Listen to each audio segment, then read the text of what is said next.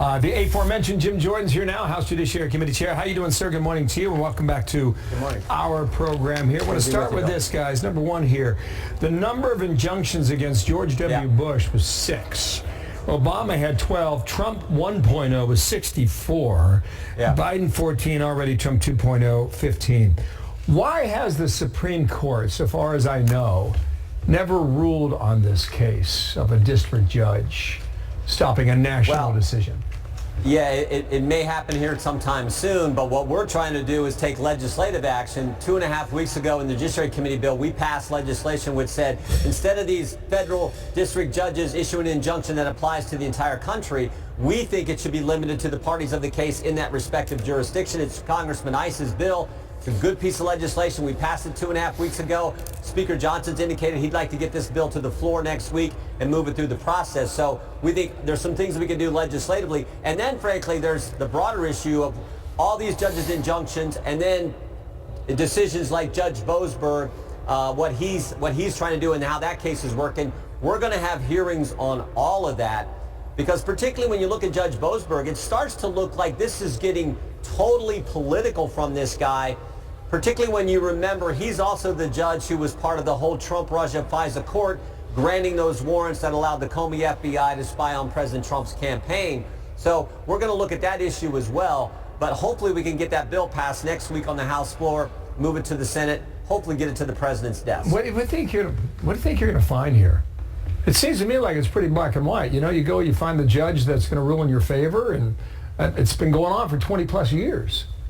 Yeah, that's why we want to limit it to just that jurisdiction, just the parties of the case, so it doesn't have nationwide implications. But yeah, there's the way the left operates. They go to these judges and they go after President Trump, as the speaker indicated, disproportionately more there than elsewhere. But with Judge Boasberg, think about this. I mean, I think the president, with his order on these gang members sending him back, or sending him to El Salvador, I think constitutionally he's on solid ground. Article 2, Section 1, first sentence, executive power shall be vested in a president of the United States. Statutorily, the Alien Enemies Act, predatory incursion, that's certainly what this was.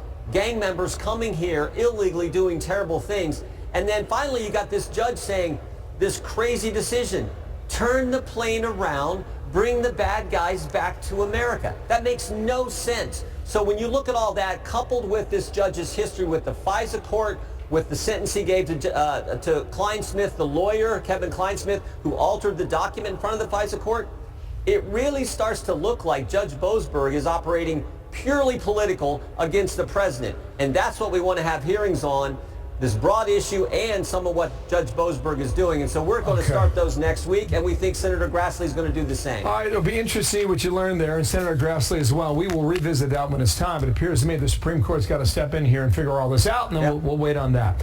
I know wrestling is a big part of your background. I don't know if you know, but we had Wyatt Henderson on last hour. Yeah. He was David going after Goliath. I just want you to listen to this. Yeah, watch here.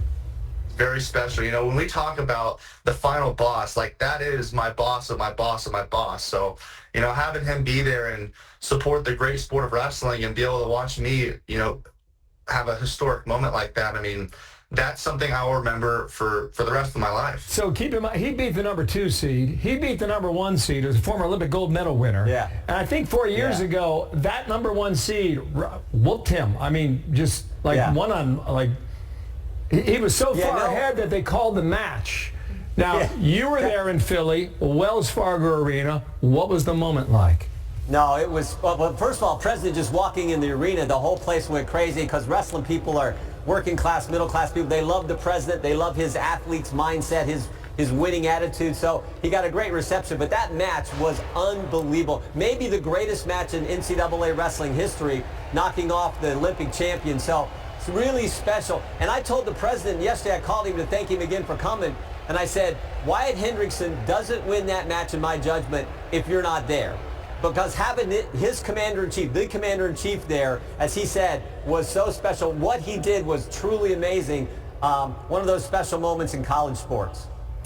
You saw it. A lot of fun. And we heard about it. Thank you, sir. Nice to see you. Jim Jordan, hearings go down next week. Thank you for your time, sir.